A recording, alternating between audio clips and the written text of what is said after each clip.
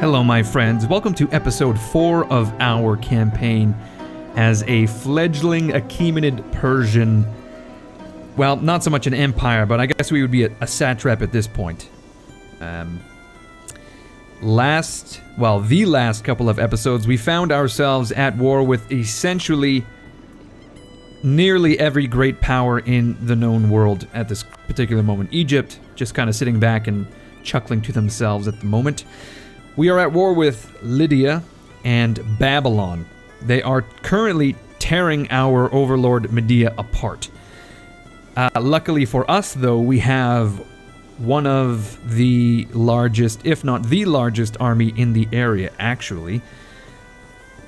And I feel like we ought to flex our muscles, considering we have nearly full maximum manpower.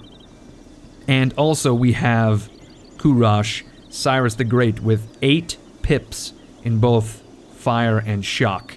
4 in maneuver, and then 4 in whatever the cannon is. That is siege, I believe? Yes. Anyway, he is a great general, and very clearly we are going to be destroying anyone who comes up against us. So what we can do is grab this army, march north, and... Ooh, got really close there. We can... relieve Ecbatana, which is the capital of the Median Empire. We can see here 22,000 Lydians currently besieging the place under Croesus of Lydia. Croesus? Is that the king? Or is it Croesus? As rich as Croesus. Okay, so this is Croesus, my mistake. Okay, yeah, so we could do that. We could relieve Ecbatana, and then we can go around stomping other little armies. But before we do that, we have some things to contend with on the home front. But even before that, I just want to take a minute or 5, I don't know how long this is going to take, just to speak about a little bit of reading I've been doing. So, a while back, I mentioned that I have no idea what Mithraism is, or Mitraism. No idea what that is, and that I would read up on it later. Well, I have done. Before I continue, I just want to preface this. I've begun to read about Mithraism and Zoroastrianism, but unfortunately, it's just I have no familiarity with the subject. When it comes to history of this period, history of this area, I find that there is just nothing I am familiar with. So it's just this big-ass wall of information that you have to sort of climb up and over until you finally have a basic understanding, and then the pieces, sort of fall into place. Same with India and China for me. I have zero, or close to zero, real familiarity with the subject, so it's incredibly difficult for me to even get a grasp on, or to begin to get a grasp on. Not the case when it comes to Western history, because, of course, that is the culture I am from. So that information is... we tend to study that stuff, and, the people we read about are people that we are, in a sense, related to, although even saying that is sort of tenuous. But you get my meaning. It's just I have no concept of the beginning of Indian history. Much the same with Mithraism and Zoroastrianism. So this was really difficult for me to even begin. And I think I have finally a low resolution, a shallow understanding of what's going on. But I think it's enough for me to continue on. And it has enriched my experience, actually. Now I kind of have an idea of what's going on. So I just wanted to share that with you. But just keep in mind, this is a shallow, low resolution retelling of the actual history. So don't take anything I'm saying as gospel truth. Of course, if something sounds interesting to you, I suggest you read into it yourself, or perhaps pick up a book from an actual scholar. So, with that out of the way, let's begin. So, my understanding is there was an Iranian polytheistic religion of this area that dates to prehistory. So we have a tough time kind of deciding, or deciphering rather, what's going on there. As you can see here up in the north, we have Iranian religion, and then we have Mithraism in the south. So Mithra is a divine being, a deity, which you could say belonged to that Iranian polytheistic religion. Now, Zoroastrianism would be a Reformation effort led by the prophet Zoroaster, as he was known to the Greeks, or as he would have been known to his people, Zarathustra. Now, he apparently had a holy vision.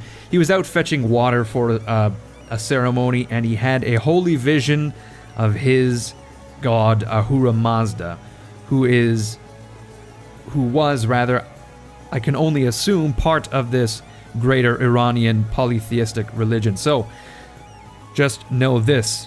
Iranian religion, Mithraism, sort of were a proto-religion that was then reformed into Zoroastrianism. That is my understanding. Now, sort of deciphering what's going on with Mithraism was a little difficult for me because, weirdly enough, there was actually a revival of this god in Rome from 100 AD to like 400 AD. It was like this weird Roman cult, and they worshipped the deity Mithra, but it's hard to say whether there was any actual link between the two, like the actual Iranian deity and then the deity that was worshipped, like, you know, hundreds and hundreds and hundreds of years after this period. You got to remember, we are in the 550s BC, so 600 years from now, the Romans for some reason begin worshipping an ancient Iranian god. And a lot of imagery that we have of Mithra actually belongs to that cult. For example, the icon of Mithraism here is a image of Mithra, and he is slaying a bull.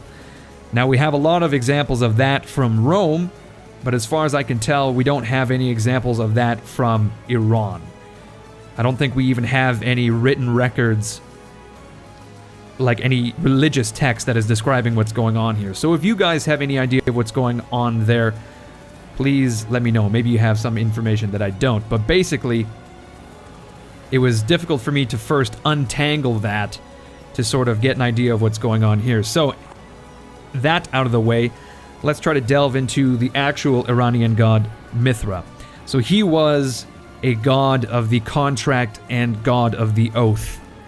So this is really important to the Achaemenid Persians, and I'm sure many cultures of the area, because truth and lies were a very large part of Persian culture. Herodotus says Persian children from a very young age were taught 3 things: to ride a horse, to shoot a bow, and to speak the truth. So it's, you know, placed on the same level as martial skill. You know, in many, I think it's actually like a death sentence to lie to the King of Kings in Achaemenid Persia, regardless of what lie it is, you know. So they have a huge, they put a lot of faith into truth and truth-telling, in honesty. So you can imagine that, like, oaths and contracts are truth almost distilled into, I don't know, like a contract is a written truth in a way. It is an agreement between 2 people under the assumption that no one is lying here.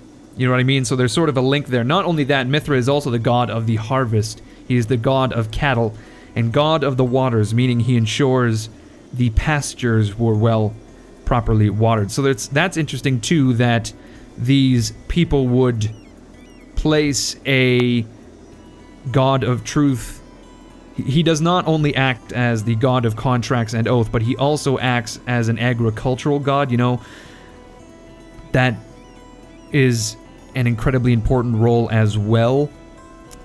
I found that interesting. There was just one more thing I wanted to say. I was reading about Zoroastrianism.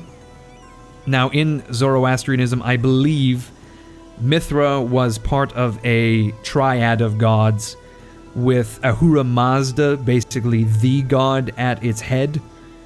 And there's a weird similarity here, a weird parallel between Zoroastrianism and Christianity, in that Zoroaster wrote that Ahura Mazda was in a cosmic war, essentially, with what we could think of as the devil by the name of Angra Mainyu.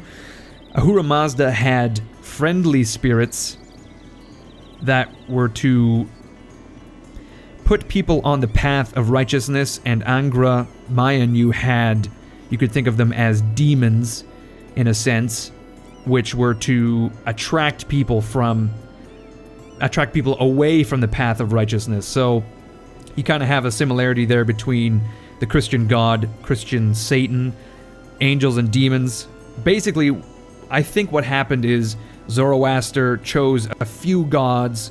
Those were the proper gods, and then all of the other Iranian gods became quote-unquote bad gods, and they were the demons under Angra Mainyu, who was the source of all sin, in a sense. And I'm sure there's other parallels as well, but again, this is very low resolution, and I'm already 10 minutes in. Good God. Okay, just one more thing I wanted to mention. So Mithra was part of a triad of divine beings with Ahura Mazda and another one. Remember, Ahura Mazda basically being sort of synonymous with the Christian God. He is literally the Lord of Wisdom. That is what Ahura Mazda means.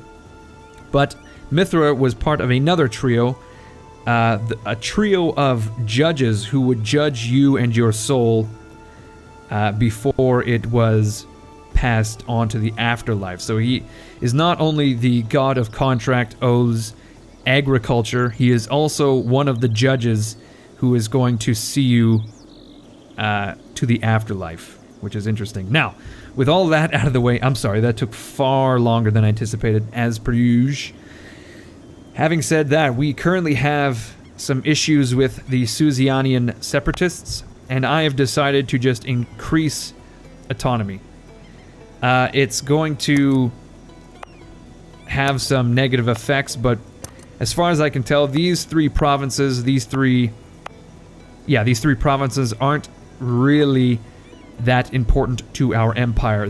It's more important to me that they do not rebel, essentially, because that's going to raise 13,000 men. So it's going to take about 5 years for them to rebel now. We are currently repairing our... Ooh, shit. Oh, God. We're currently repairing our fleet in Lea Organa, and it should be done pretty quickly, and once we do that, we will try to decimate, or at the very least, destroy the Babylonian fleet, and I cannot see us having any issues with that. As far as I know, they haven't repaired yet. We have more heavy ships, more light ships, and a few galleys, which are apparently useless at this point. I've also decided we are going to enact a policy. It is going to be military primarily for the recovery speed, because we are going to need a lot of manpower as the years go on. Now, we also have the ability to raise another leader. We currently only have one. Weirdly enough, the admiral is not part of that for some reason. I would have thought he was, but we are able to raise another leader at this point. Let's fight our way through these rebels first. They're Parthian separatists, and we got to take care of them. Oh no, the Babylonians are going to wipe out the Medians in Hermit's Ardashir, which is not ideal. Oh, it looks like we are... Hold on, can we corral the... Oh man, we've just forced the rebels into the Lydians at Ecbatana, rather. So once that battle is over, we will march in and wipe them out. Basically, we just have to try to keep the Medians on life support for now. Oh shit, did I say Lydians? I meant Medians. Apparently they dealt with the rebels no problem. Oh no. Who took this decision? Oh, the Babylonians have decided to disrespect foreign deities They're all about Marduk, apparently. Not at all about Mithra. The god of truth. Or rather, the god of contract and oath. I don't want to mix that up. Oh man, we're about to march into 35,000 men. They've got the mercenaries of Colchis here. We're gonna have a tough time. I mean, their leaders are pretty garbage, but there's a lot of men here. Okay, we can only hope, cross our fingers, that this goes well. It is... I think it's just flatland. It's fertile highlands, so... There's a little bit of defensiveness, but nothing we cannot take care of, I don't think. Unrest in the capital. Let's check our fleet. I don't think it's repaired by now. Very nearly. Alright, here goes nothing. Whoa! Oh my fucking god, look at that. Oh shit. Croesus is just immediately getting the ever-loving shit kicked out of him. He has a ton of infantry and too much cavalry and very few skirmishers, and good god, Cyrus is just making a mess of this, and we have a lot of morale, a little bit more morale basically. A bit of discipline, not to mention our citizen soldiers themselves have high discipline, and we have won the Battle of Ecbatana. We've lost very few troops compared to them. Oh man, Cyrus is truly the great. And now if we could kick the shit out of this other army, we would be in a wonderful, wonderful place. This is the army of Prusius ad Hypium under... Is that his name, Prusius ad Hypium? I'm not sure. Oh, he's fled. That's unfortunate. We are actually losing cash now. I guess we have to do some raiding to get our cash back. So I think as long as we deal with the big stacks, maybe the Medians will be able to recapture territory. I don't know. We're gonna go for these 5,000. What are these? Ammonians. 4.3 thousand troops of Ephesus under another guy that also looks like his name might be Critias. Anyway, we're gonna fight this asshole. Boom, he is gone. Kabu Gabri Joseph, no longer. His entire army wiped out. Let's take out the... What? What? Oh no, am I... Would you like to use the 3rd Fleet, Brigandra, to automatically transport... Am I seriously stuck here now? Oh, what in the world? Apparently, I just didn't give it enough time, I guess. Okay, we have some free diplomats. I think we should continue to get into the good books of Egypt. They are not into any of this shit. Maybe we could build a spy network in Babylon. You know what? I'm eyeing up Gedrosia. Let's see. Political map modes. Areas. Regions. Okay, so we basically own all of the regions within Persia. We own half of Parthia. We're still missing one little province in Pasargadae, and then we have one province of Arsacia. The Gedrosians, though, I think we currently have a little bit of their people.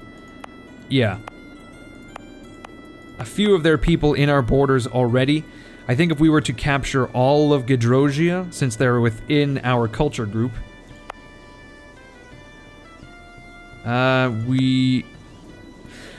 this makes more sense. If if we were to conquer them because they are basically our cousins culturally, instead of, say, going after the Drangianians, the Aryans, the Aracosians, etc.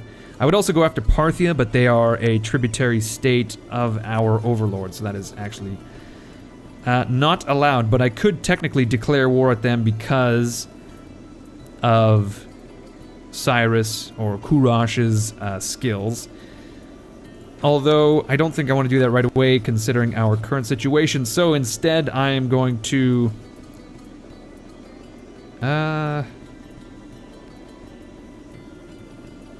Okay, we can't actually do any of this stuff. I was going to maybe build a spy network. Maybe... I think I already... Did I improve relations with them? I did indeed. Okay, you know what we're going to do? We're going to leave them alone for now. We are currently improving relations in southern Dahai. How about we improve relations with our new ally? There we go. At the very least, we've secured our southern border, and we have definitely secured our position on the Persian Sea, most especially once we take out the Babylonian fleet. Now, we are about to try to destroy the mercenaries of Colchis. I think we may be able to... Oh god, the Susianid separatists have actually done it. They've risen up. An alliance offer from Sagartia. Sagartia is currently occupied. We're going to decline. Okay, there are 13,000 Susanian rebels, and I was hoping to avoid this. I really... God, I have to put these guys down because they're going to foment thoughts of independence, and I really don't want to have to deal with that kind of shit. So... God damn it, that's incredibly annoying. Well, at the very least, we can destroy 20,000 Babylonians under the King of Babylon en route. You know what, at the very least, I'm glad we were able to get the Susiani out of the war. Oh, let's help our ally. Oh god, these fucking mercenaries. Oh no, these are men of Ephesus. Vassal of the Lydians. Okay. We just have to make a... We have to beeline for... Oh no! The Lycians are in... God, the Lycians are in Persia now. Shit. Okay. Our land force limit is not great.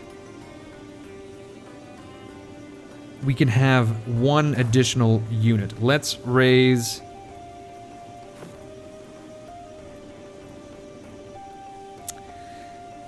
Let's get some Sogdian archers, rather. We'll put them up in Aspidana. We can pick them up on the way. That way we are at max force limit.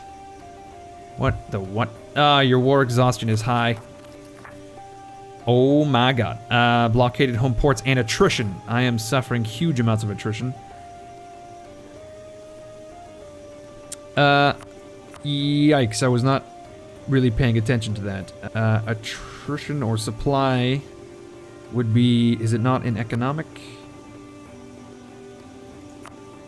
Could have sworn it was geographic. Supply limit, here it is. Okay, so we are not supported anywhere. We're gonna have to... We'll have to split up this army, that's for sure. And we are going to need a new general to lead that army. Fingers crossed, he's going to be somewhat okay. Farnaspa, he's all right. He's got 4 pips of shock. That's better than nothing, I suppose. But we definitely need to split up this army because apparently it's really pissing everyone off at home. Naval Reforma Spithrodates of Peridana has died. Yikes. We didn't need a naval reformer, did we? I don't think so. Oh man, Cyrus is already 23.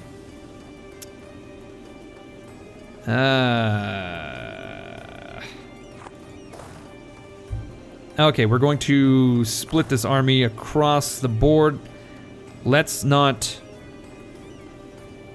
We want an equal measure of citizen soldiers in each army, I think. Right, something like that. Maybe... we'll keep the citizens with Kurash. We still need... Let's do something like that. Army of Aspadana, we will send after the Lycians. Kurash will deal with the rebels, and we will send the skirmishers to Kurash eventually, once they arrive. So, somehow, we're actually making a ton of money. I guess we're spending most of our money on reinforcement when the... Actually, you know what? We'll give the skirmishers to Farnaspa. He could use them. Why not? Here he goes. Alright, Kurash. Make your presence known. Take out the Susianian separatists under Apadharma. Is that his name? Really? What a name. Apadharma is actually not a bad general. I would much rather have had him under my command than Faraspa. That's for sure. Okay. We now have 14,000 men under Kurash. I'm gonna head back into Medea to maybe deal with some of those smaller armies. Let's check the fleet.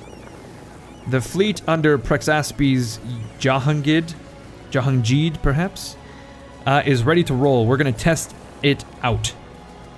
Hopefully we can break this blockade and blockade the the Babylonians rather in turn. So the Babylonians do indeed have a bunch of damaged ships. We have a larger engagement with... We actually have an naval officer and admiral. They do not. I believe this ought to go in our favor.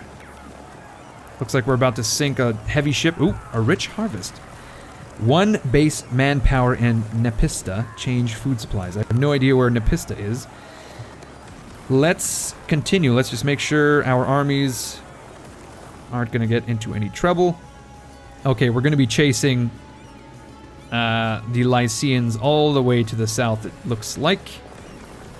Okay, we're already 20 minutes in. I'm telling you, I'm having a lot of fun with this series. Like, time is just flying by. And there we go, the Battle of Mare Persicus. We have won. We lost 0 ships, sunk all of the Babylonian heavy ships, sunk 1 transport, 2 light ships, and their fleet is... This unit is doing a shattered retreat. It will recover morale 15% faster on controlled provinces. Okay, let's grab all of our ships. We will put them in Apostanos, and we will besiege the Babylonians up at the tippy top of the Persian Sea. Now, our third fleet, the transport fleet, let's just rename this so I don't get confused. This is the Triconter fleet. The transport fleet. Ships of Bagradra, that's good enough for me. Now, in some of my other series, I've kind of done a deep dive to find a good semi-historical name for armies and whatnot. I don't think I'm going to have the time to do it for this, so we're just going to have to stick with First Army, Army of Aspadana. We could do this, let's say, Army of Kairos. Or Kurash, there we are. Alright, there are 22,000 Babylonians under Iti Marduk. That's certainly a name. Iti Marduk. You gotta remember, Marduk is a deity in the Babylonian religion, which is called... I guess it would be the Enuma Elis. That is a religion I have zero idea. Again, I have just no idea what's going on there. No foundational knowledge. I know vaguely about Marduk. And again, an unexpected amount of taxes. We can improve our shit across the board. I think... what does prestige get me?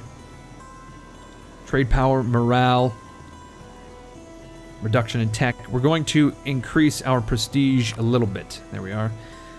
So we actually have quite a few Diplo points. We can reduce our war exhaustion.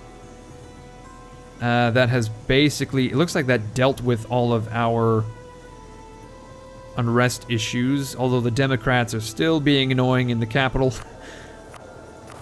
Which is not a statement about the current political situation in the United States. No, I am instead talking about the goddamn... Oh, you know what? I can actually enact multiple policies. Not that I need to. It seems we're doing well enough as is. I really wanted to look at the tech side of things. So if I increase Diplotech, we unlock the marketplace, which would be great.